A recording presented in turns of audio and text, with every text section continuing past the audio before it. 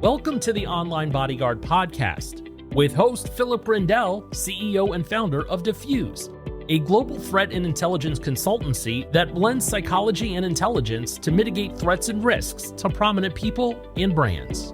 So welcome to another edition of the Online Bodyguard podcast with me, Philip Brindell. And today my very special guest is Melissa Muir. Once met, you'll never forget. We've been linked in for some time, but we only actually met recently at the threat assessment conference in Montana in the US. And we were sat at the same table together, and we were the two opening acts for the presentations of the 2 days. And I can remember sitting down after doing mine and sort of thinking, thank God for that, it's over, I can relax now. And on you went. And I was kind of mesmerized because it was so inspirational. And I don't mean that in a kind of, jump up and down Anthony Robbins type way, but in the way of, I found it fascinating how you took a subject around the use of language and words and made it so relevant to the world of security and threat management, etc. But we'll come on to that. But it was just fascinating for me. And I said to you before we press record that, for me to say, oh, Melissa's a human resources specialist just doesn't do you justice, because you're clearly so much more than that. So how would you describe yourself? Thank you. And again, I hope we get to talk a little bit about meeting in Montana. That was fabulous. I think I would describe, I am a security adjacent HR professional. And then I think, wait, no, I'm an HR focused security professional. Wait, we actually are such an amazing partnership. I'm a partner in security and HR. And I think that just describing as one or the other reinforces the differences that are artificial and aren't there, right? I was with the federal courts for 22 years. And in fact, super excited. Frederick Calhoun is a rock star because I knew his work as a historian because he's done a lot of amazing research on the federal judiciary, independent of his security side.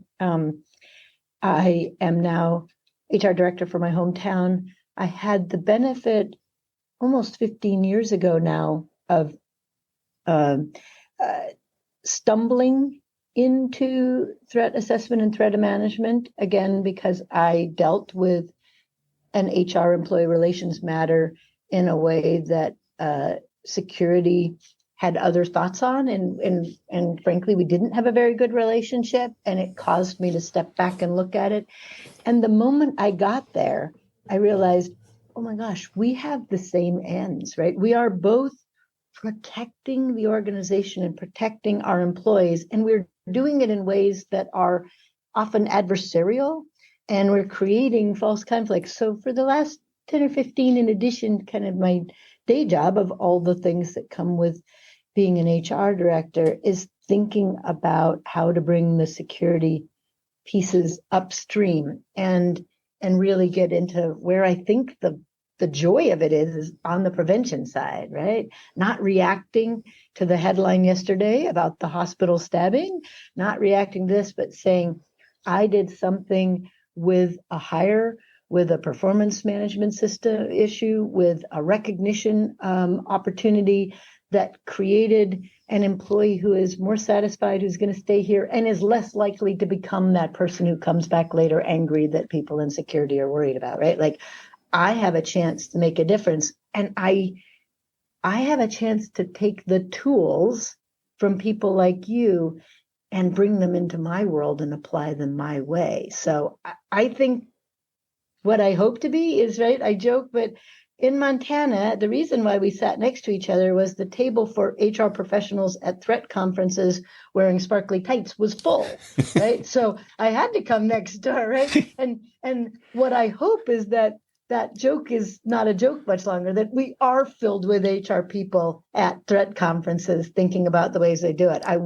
My goal is to make myself obsolete as a unique person and to bring my HR community into this world, because the synergies, I think I've shared a few. I'd love if we get a chance in this conversation to share a few. Your world and my world are the same at different points in the continuum of an employee's experience in the organization. And if I can bring the tools that you have and the experience that you have into upper parts of that, we're just creating a better system for all of our employees and for our organizations, right? And the ripple effects are amazing. Couldn't agree more. So you present at the Gavin de Becker's Advanced Threat Assessment Academy twice a year. Is that right? It's 4 days, isn't it? But twice a year. I have, and we're rotating around, but I have for the last couple of years, yes. So how did that come about? And what is people's reaction when they first realise there's a kind of an HR element to that course? Well, let me, I'll answer, if you'll humor me, I'll answer in two stories. And story one is sort of how it came about, and story two is one example I see of the impact. So I was in Boise, Idaho, speaking with a biohazard expert on insider threat. Again, not a typical HR topic. It's super fun, and I will just give my punchline away. I talk about the American trader. I talk about Benedict Arnold as a workers' comp case gone sideways, and say, look at this from an HR standpoint. This was just workers' comp handled poorly. Like, we could have handled this safety incident in a different way, and the world has changed as a result. So we're talking about that, and there were two women that came up afterwards that said, from the title of your presentation, it was a little dry. It was so much fun to start getting and thinking about these security incidents as HR opportunities, right? As a terrible insider threat example in the United States, just a lives were lost. And it was a harassment claim that was ignored by HR that possibly put this person on the path, right? So in talking with them, they both worked for Gavin de Becker, and I said, do you know Gabby Thompson? She's amazing. And it started a conversation, and that started the connection about the role of HR and security, and kind of deepened the connection I had with Gabby, and there I was at Gavin de Becker. So it came about through Benedict Arnold, right? So I thank him for that, and there we are. But one of the things that I saw, a twofold example, we do a section on, I call it how to say goodbye, because I don't use the term fire or terminate, separate, right? But how to say goodbye to employees. And we've got multiple things going on, and I offer an HR perspective. And one of them is we look at things like what I call soft landings when exit as very critical. Management is like, why would we reward bad behavior? And and the hiring, the managers are very opposed in general to it. And I'm saying we're sending a message to the entire organization how we treat people when we say goodbye. And even if their coworkers hated this person or feared this person, they want to know that they're taken care of for two reasons, right? They want to make sure that person is not angry at them and the organization. And two, they want to know, what if it was me? How would you treat me if things didn't go well? So I talk a lot about how we say goodbye and the benefits of being humane and generous and not being, vindictive or and treating the person as a person we want to have a good ongoing relationship with after they've left the organization. At the end, there is a scenario, and I don't want to give away the punchline, because Gavin de Becker's training is amazing, but one of the things that one of the facilitators commented was that after I had joined in those sessions, the ending resolution that groups came up with borrowed some of those ideas and brought some of them in, and were actually what the outcome had hoped, right? That people looked at the situation with a little broader perspective as, wait a minute, I forgot, we have these leave tools. We have these severance pay tools. We have these tools that as security, I forgot I have in my toolbox that I can use to bring to bear to these, situations of concern. And so kind of just a reminder is like, hey, think broader. And then just recently, I had a conversation with a person in a large retail organization, and there had been an argument over a former employee complained about a $50 health a copay that they felt they were owed. They're a former employee at this point, and they weren't owed it, and they were wrong. And we were like, it's $50, right? And the security said, I'm trying to convince HR to do it because I think this is a real grievance in this person's mind. He's really fixated and angry at the employer for not treating him right. And I can't convince them that the policy should be waived or something. And I said, well, go to HR. We also have recognition policies, and ask if we might tap into our recognition policy and use some of that funding. So we're not violating this, and we're not breaking the health benefits rules, but we are. Anyway, they found the money. The employee was grateful. The problem was resolved. And that was an example where HR had thought about it as firm rules that they didn't want to start a precedent, and security thought about it as HR, you're so dumb, right? You're missing this picture. And really the solution was easy and right in front of there when HR is thinking. So I think for me, that's the reward of Gavin DeBecker, is helping people see, why don't you try to have a different conversation with HR when you go back? Instead of saying, HR, you're so dumb. You call me at the last minute. You don't tell me information I need to have. Instead of coming in judgmental, come in and say, what policies do we have that might work in this situation? How could we work together? So long answer to a short question. And I just love the idea of opening the world of security to all the tools that we really have at our use. But it's interesting because actually that last piece around, rather than saying what we can't do, it's can we work out a way of what we can do? It reminds me a little bit of the presentation in Montana, because it was about, if we change our language, we can actually change the entire conversation. And I think, this is something that I hear quite a bit when I'm talking to clients or potential clients around introducing a workplace violence or an insider threat team. And my view about it being a multidisciplinary team in terms of security, HR, cyber, whoever else fits that, legal, for instance, whoever else fits that need in terms of having those multidisciplinary teams. Mm-hmm. Very often what comes up is, but HR are problematic because of confidentiality issues. Mm-hmm. So how do we overcome that then?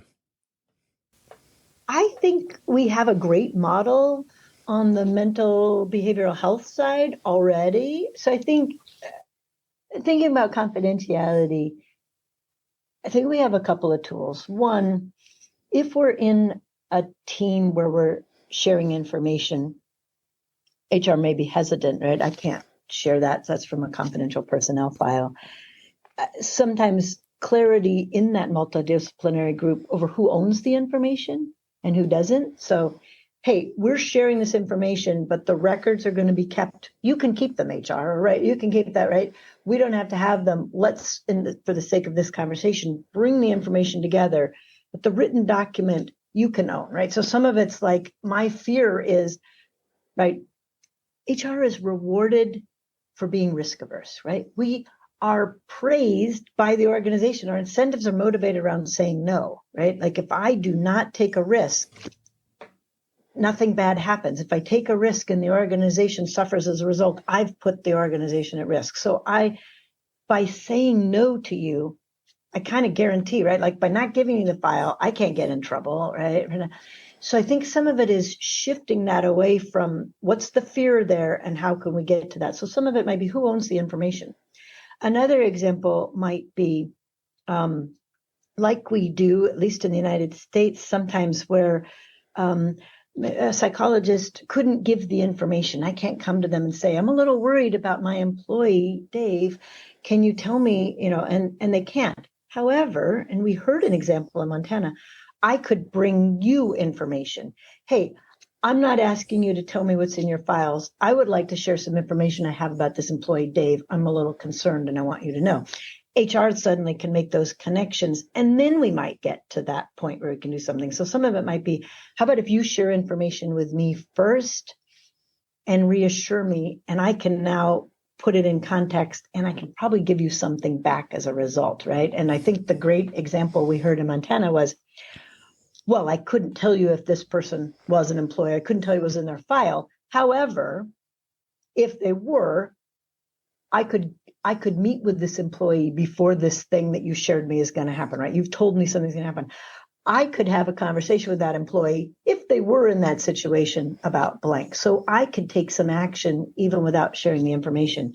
And I think the third piece, at least in the US, most of our confidentiality regulations, first of all, may not apply to the situation, but they often have an exception, right? They have an exception for exigency. They have an acceptance for an emergency. They have an acceptance for safety. And so sometimes it's like, I know you've got that. I'm very concerned. I want to share this information about the situation, and I'd like you to look at whether there may be some exceptions under our policies, right? So I think there are a couple different ways. Share information with me and encourage me. Bring stuff multidisciplinary and let me own my piece of it, so I haven't given it away to you. And let's work on whether there's some exceptions that might be important in this particular case. There are 3 ways. There's more, I'm sure. So what also strikes me, and I think this is relevant for a lot of security people as well, is perhaps the lack of understanding around the behavioural side of threat management and how some of the concerning behaviours that we see are early indicators, potentially, of a person who is escalating towards not necessarily violence, but escalating towards, causing a reputational issue or causing a good employee to leave or an insider threat, what have you. And so I think this is as relevant for a lot of security people as it is potentially for a lot of HR people and others, in this lack of understanding about how these early behaviours, if we recognise them now, we may be able to stop something further down the line. Yep. Apologize, I'm trying to get rid of this noise in the back. Absolutely. And I think, again, I look a lot to the Gallup polls, and I use them from the straight safety side of engagement. I think I shared with you the happiness one is really sobering, right? That the world is very lonely right now, and misery comes up, and misery is also connected on a lot of challenging workplace behaviors, right? Whether they are violence risks or less ones. And people are very unhappy at work. And those 2 things are not going away anytime soon, and they're huge, right? And so as you're talking, I also look and say, there's also a lot of hope there. So I think sometimes we're not stepping back and thinking about like what's happening with the people in our organizations and how does that mean something, right? And for me, again, I'll give a very simple example. Have you been complimented on your work in the last 7 days, right? And for those people who answer no, and it's about 1/3 of the people that are surveyed worldwide, right, independent of organization, country, for those who say no, they have not been complimented at work, half of them are going to leave within the next year, and half of them are thinking about it.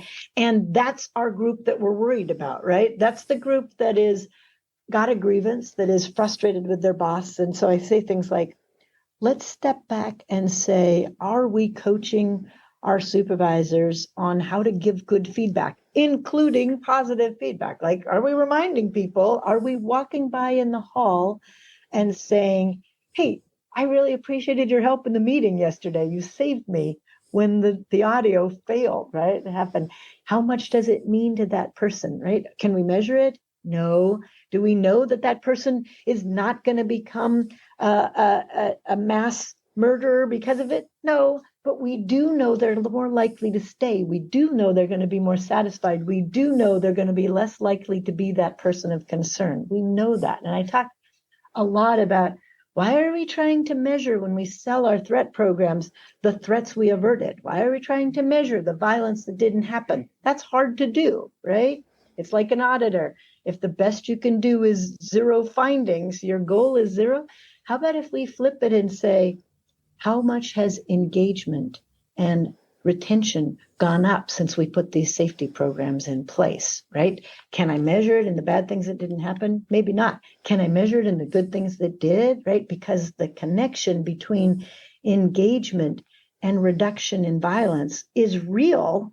So let's just focus on that, right? Let's look at those things we can do that are easy, if changing culture is easy, right? That are doable and measurable in ways that security sometimes fail. Like we get frustrated, like, how do I sell my program to the C-suite when the bad thing didn't happen? Or how do I take advantage of the bad thing that did happen? Now they're going to be interested. And I was like, switch that question. How do I go in and say, engagement is connected to retention? We've got to try to keep our employees. Security can be a partner in doing that.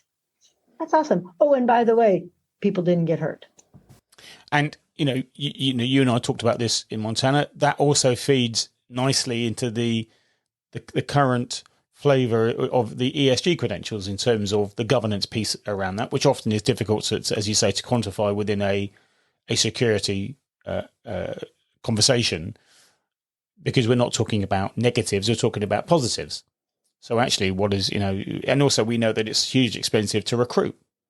So why would we want to keep recruiting if we can retain our good staff and make sure that they're performing well because they're happy and they're content in their work and they feel rewarded?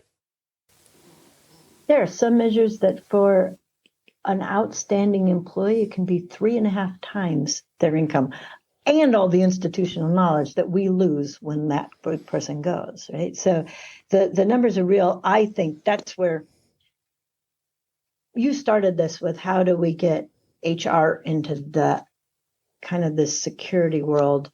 And I'm trying to give examples of how does security come into the HR world. And I think I'm back to my introduction is, wait, aren't we in the same world? Right? Don't we have those same goals? Which a healthy organization is a safe organization, is an organization that retains employees. We have the same interests.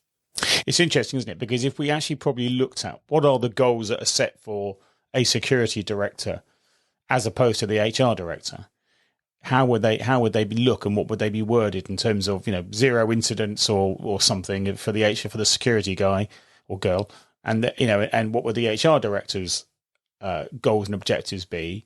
And actually, this kind of difference in goals evidences the gap between how these two are seen, when actually they should be seeing to be working together, to have closer alliances, to their goals to be probably interlinked.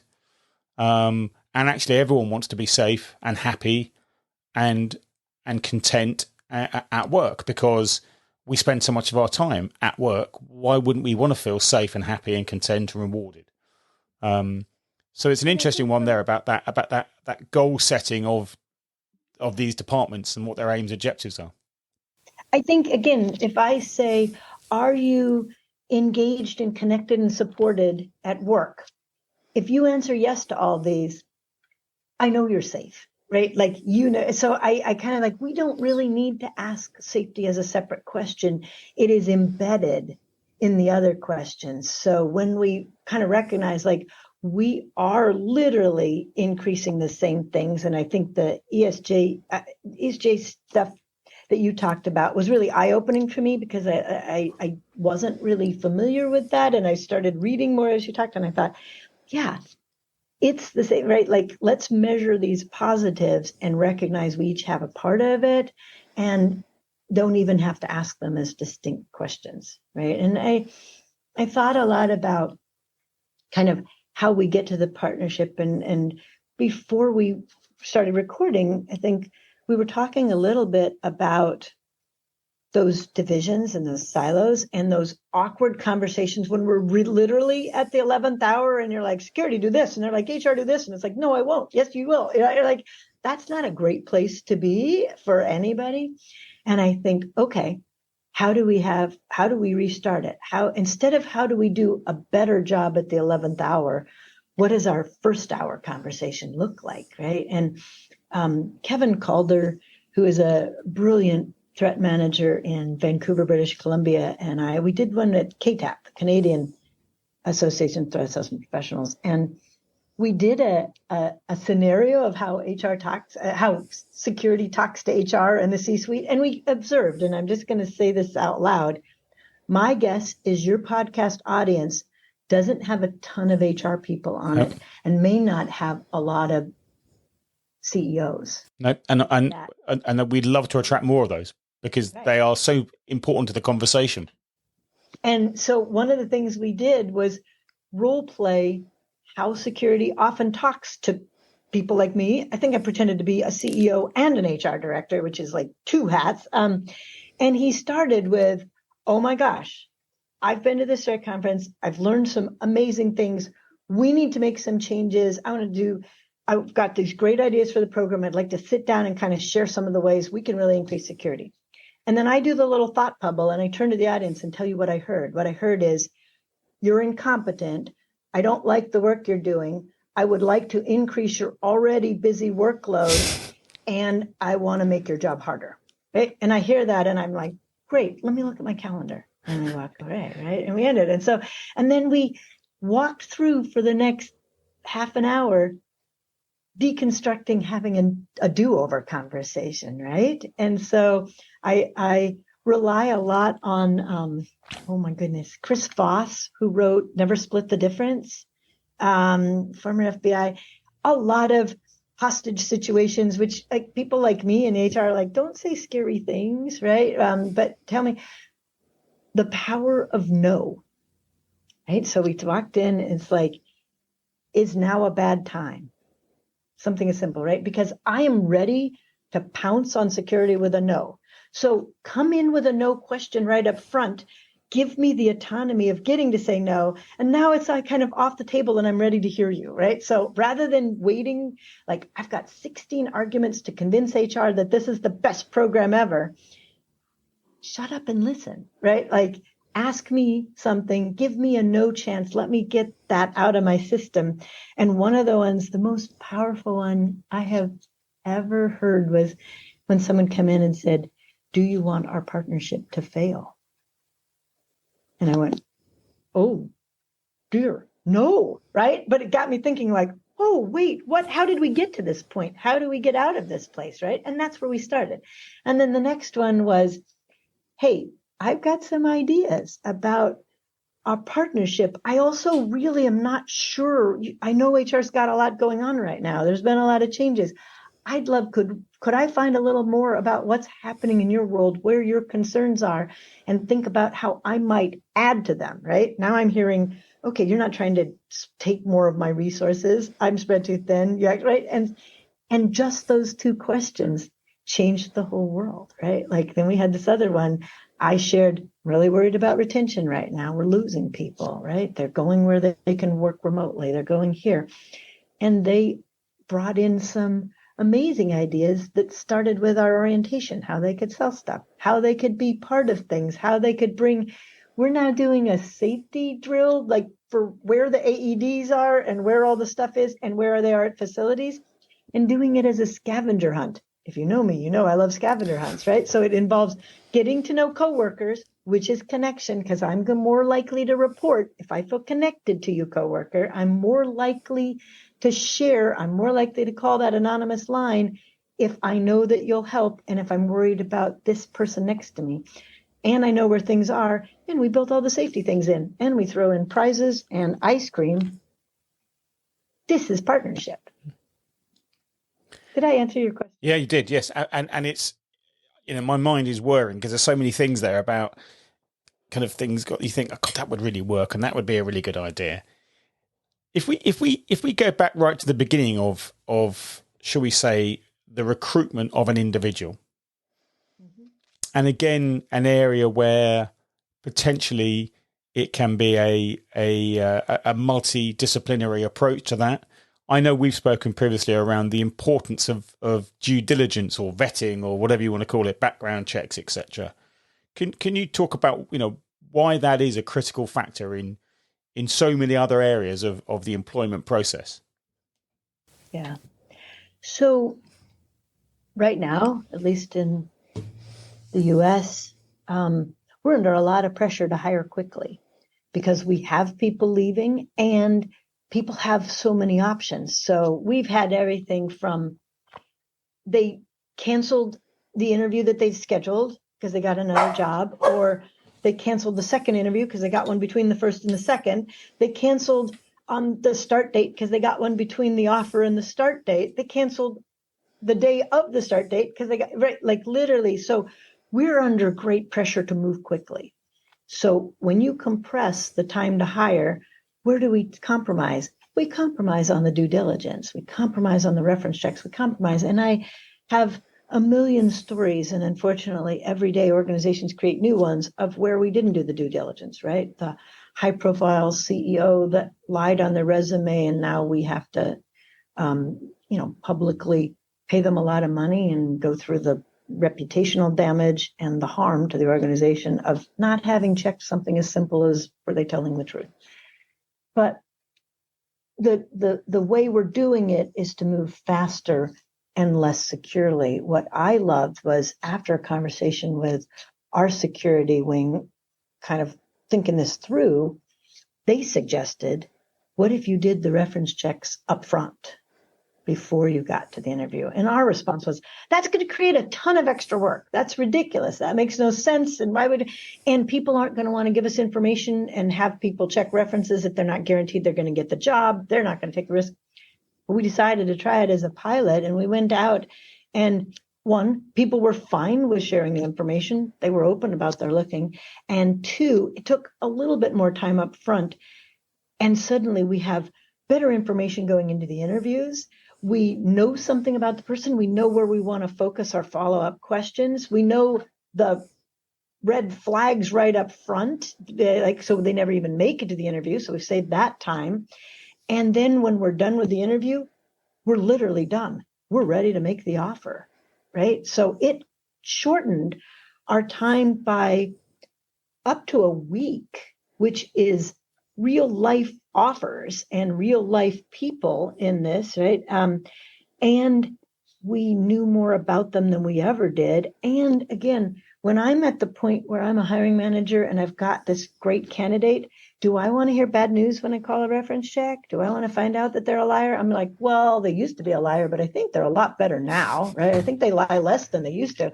Sure, yeah, they defrauded the employer, but they've learned their lesson and they told, right? So all of these things that I joke, right? Don't paint a red flag green, that we do when we're motivated. We don't have that motivation up front. That shift came out of a conversation and a embedding within security that did our due diligence, that meant half of these people that are coming on are not going to be the ones that either leave us or that we have to say goodbye to. So I like to think I'm reducing the pipeline of concerned employees that are heading your way. Did you have resistance initially when you were discussing this around why would we pay for the due diligence before we've even identified whether we want them to work for us? Absolutely. Tons of resistance. And so here was my two-pronged approach. One was to try to quantify it. Here's what it costs to lose employees. Here's what our organization's attrition cost us in the last year. Use real numbers, right? Here's what we lost in the last 6 months with hires that didn't go through. Here's what the cost of that due diligence is in times, right? And so showing that. But the second one is, and this is kind of my go-to, is like, if you call it a pilot, everybody's okay, right? So just call it a pilot. And who cares? It could be a forever pilot. That's okay too, right? But so just say, are you willing to try? And if this doesn't work, we're going to sit down in 3 months and we absolutely are going to stop this if it doesn't work. What came out was the extra that we hadn't counted on was when the panel members said, having the information up front made the interviews themselves so much richer and so much better that we all felt better about the process. So that was a bonus point. But had it not worked, we would have canceled in a heartbeat. So again, the numbers, cost benefit analysis, and call it a pilot. Those are my tips. And what are the thoughts then around,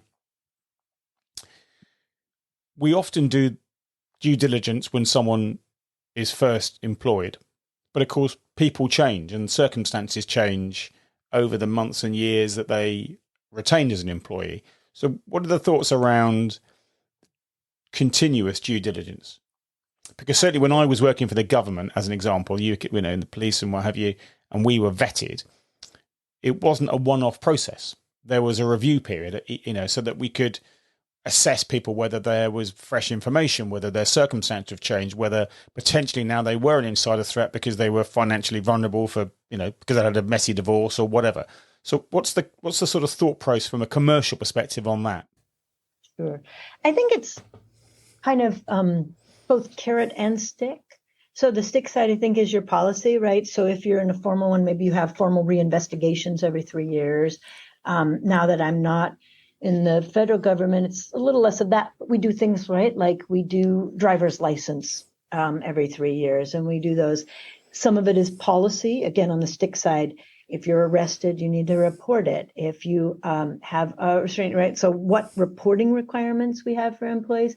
But the carrot part is where I think the real stuff is, which is, have I created a culture of safety and care and community that people will come forward? Like, have I made it safe for you to say to your boss, I'm really having a rough time.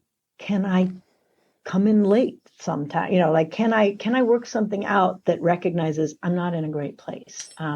Have we made it safe to share that? Have we made it safe to a coworker that they're not going to get their coworker harmed if they share that they're concerned about them? Have I created employee assistance program that is accessible and with, without a lot of bureaucracy, so that someone could really just pick up the phone and call someone and get help right away? So I think those are where, and we had talked earlier about having faith in the process, right? And the reporting. And I look at it, I think it's in the FBI Making Prevention a Reality publication, where they say, I need to be aware of the process. I need to know how I can call anonymously, who I can call, what the number is. I need to trust the process. I know that if it's going to be treated in confidence, if I share it, I know that I won't be retaliated against for indicating that I might have been a partnership in something that violated, And 3, do I trust you? Right? Do I trust you, whether it's my manager or the organization? And if I get those 3, if that's where I put my emphasis on the carrot, then the reporting is no longer reporting. It's just the way we talk. It's just the way we take care of our coworkers. It's just the way we bring ourselves in meetings. It isn't, I outed my coworker. It's that, oh yeah, I saw this. We have these programs. We're working. Everything's great, right? So I think once we can make it, so the stick is, do you have policies in place that require it? Do you have procedures that are ongoing that we're going to keep looking at people? But more importantly, have we embedded that in our culture of who we are, that that's a valued thing, not a scary thing? And how do you change culture?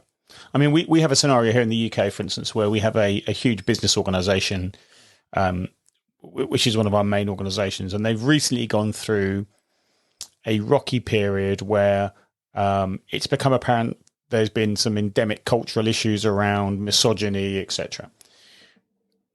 But in order to change cultures, it's moving a tanker, and I think it's such a complex. And from a threat assessment perspective, I have no knowledge of kind of that world.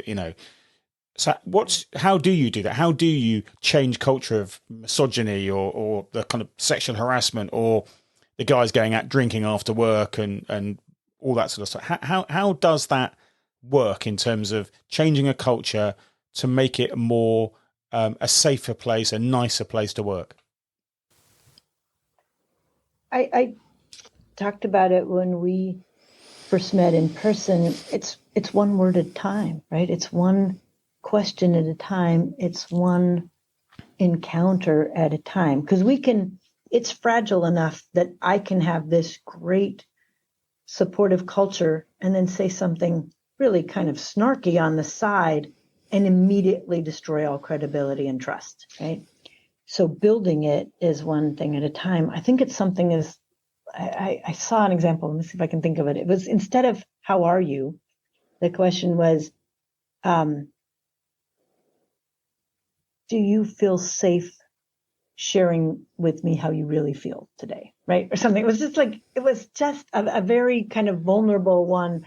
Are you comfortable telling me how you're really doing this morning? And I thought, if someone observed that I was having a bad day, and instead of saying, how are you down the hall, stopped and asked me that, or started our Teams meeting with that, that would make all the difference to me, right? So I think that's right. When people in positions of authority show some vulnerability and open up in a way and give you the space to do it and mean it, right? Because I'm going to test it. That's how you change the culture. The Equal Employment Opportunity Commission in states looks at harassment and discrimination. And unfortunately, right, it's not harassment that gets organizations. It's the retaliation afterwards, right? Like, sure, we heard this complaint, we looked into it, and then we penalized you for raising it. So the retaliation claims are the biggest.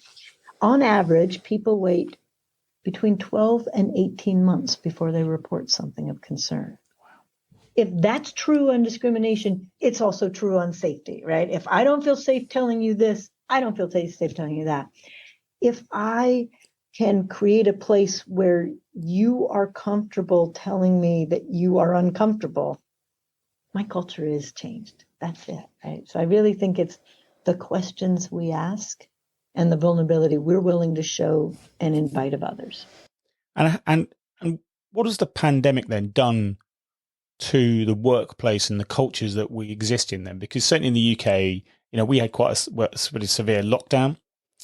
We had a lot of people who now don't particularly want to go back to work because they're very happy working from home. And I would imagine that if you're an introvert, you may be happy working from home. If you're an extrovert, I'm generalizing, if you're an extrovert, you probably can't wait to get back to work. But the culture's changed, and it's people have, I can remember scenarios where people would say, can I work from home? And the argument was, no, we don't do that. It's not part of our policy, or there's no reason for it. Of course, now those excuses have gone because people have demonstrated I can be just as effective, if not more effective, working from home. So how's the pandemic changed, your experience in the US and probably ours in the UK of how people are feeling in terms of being safe at work?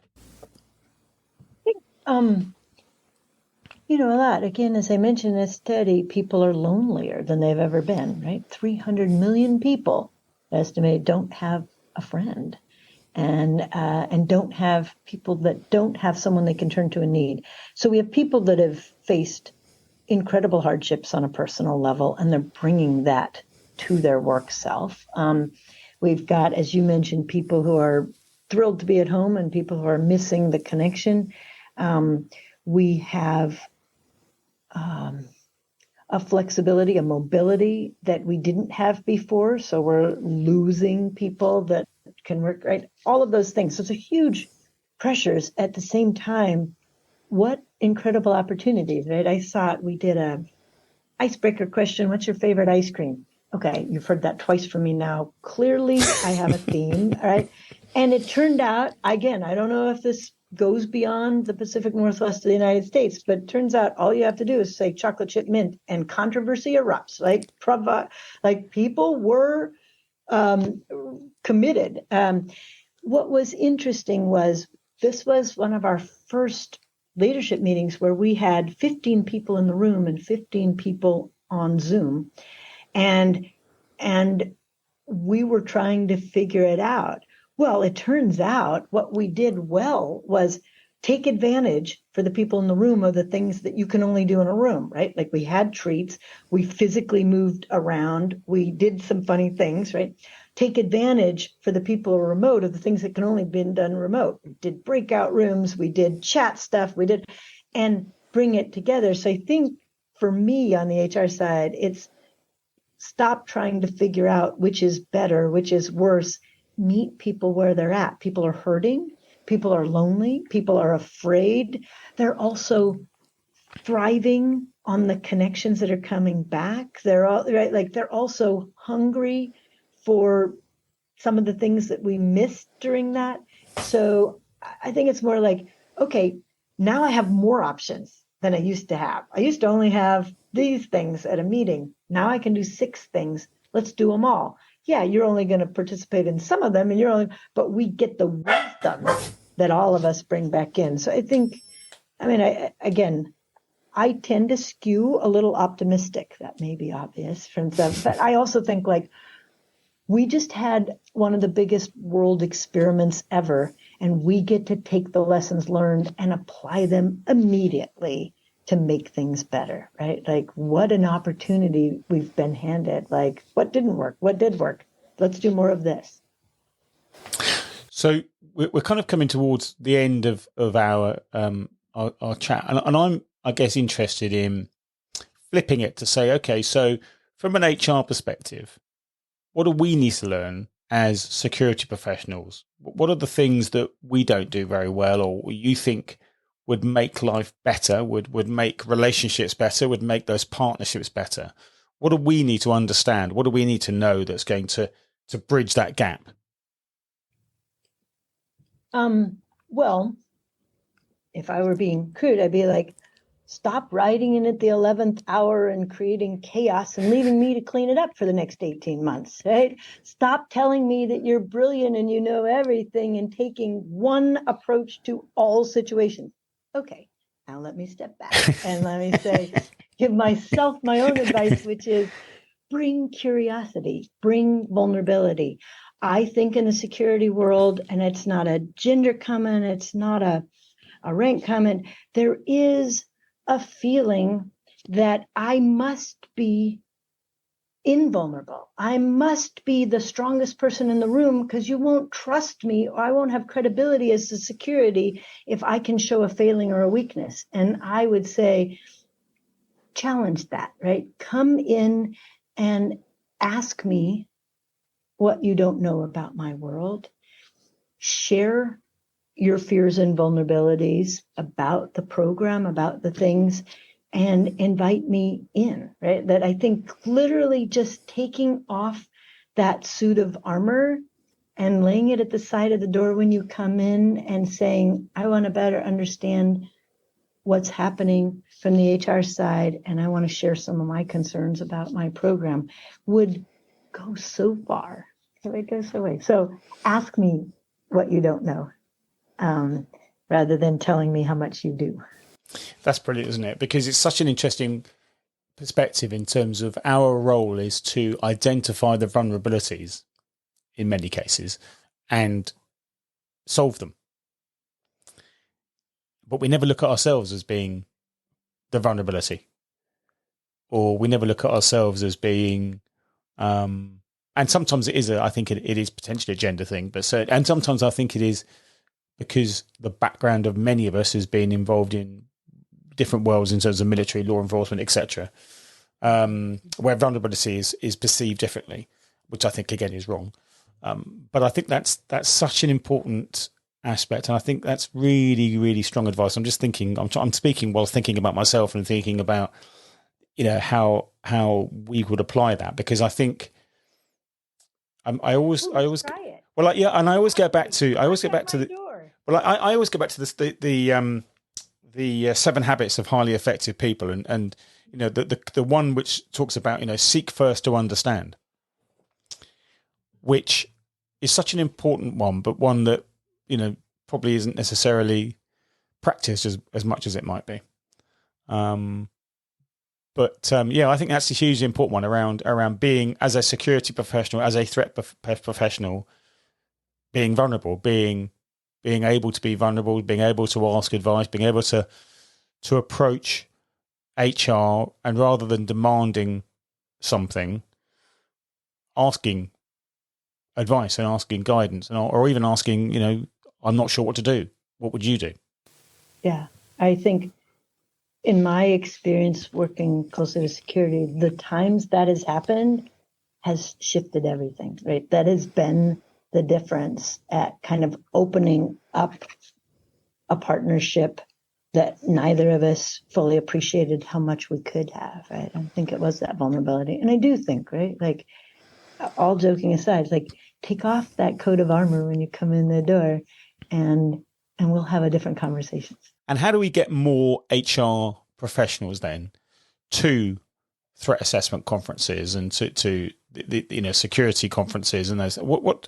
Because I think that's another important aspect. Having you at that conference, I thought was invaluable because it brought a whole different dimension, and it was fascinating how every person who spoke after you was so conscious of what you'd said.